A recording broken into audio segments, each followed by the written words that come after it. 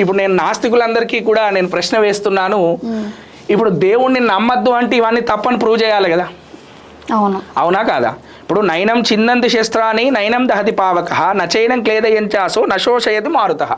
అంటే ఇప్పుడు దేవుడు లేడు, ఇప్పుడు నేను ఉన్నానని నేను చెప్తున్నాను, ఇప్పుడు లేడు అనే దానికి నువ్వు ప్రత్యక్షమైన ప్రమాణం నాకు చూపించాలి. అంటే ఇది అసత్యము అని ప్రూవ్ చేయాలి.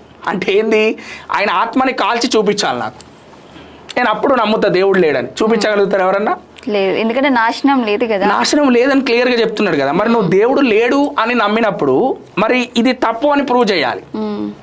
నెక్స్ట్, జాతస్య హి ధ్రువోర్ మృత్యు ధ్రువం జన్మ మృతస్య చ అంటున్నాడు భగవంతుడు. అంటే ఇప్పుడు ప్రతి ప్రాణికి మరణం ఉందని నేను అంటున్నా, అది తప్పు అని నువ్వు అంటున్నావు. అంటే భగవంతుడు లేడు, ఆయన చెప్పినవన్నీ అబద్ధాలు, అవన్నీ మేము నమ్మమని మీరు అంటున్నప్పుడు మరి నాకు ఇప్పటి వరకు పుట్టింది నాశనం కానటువంటిది మీరు నాకు చూపించండి. అంటే ఒక మనిషి పుట్టాడు, పుట్టినప్పటి నుంచి బతికే ఉన్నాడండి, అసలు చనిపోలేదండి. లేదా ఒక చెట్టు ఉందండి, అది మొత్తం ఈ సృష్టి మొత్తం ఉంది, ఈ సృష్టి ఆది నుంచి ఆ చెట్టు ఉందండి, దానికి మరణం లేదండి అని నాకు చూపించినట్లయితే కనుక అప్పుడు నేను దేవుడు లేదనేటువంటిది నమ్ముతాను. అవన్నీ ప్రూవ్ చేయగలుగుతారా ఎవరన్నా? ఇప్పుడు నాస్తికులు అని చెప్పుకునేటువంటి వాళ్ళు ఎవరైనా కూడా అసత్యం అని ఎట్లా అంటారండి? తప్పు కదా. ఇప్పుడు నేను సత్యమని నేను అంటున్నాను, అసత్యమని మీరు అన్నప్పుడు మీరు అది ఎట్లా సత్యమో మీరు ప్రూవ్ చేయాలి.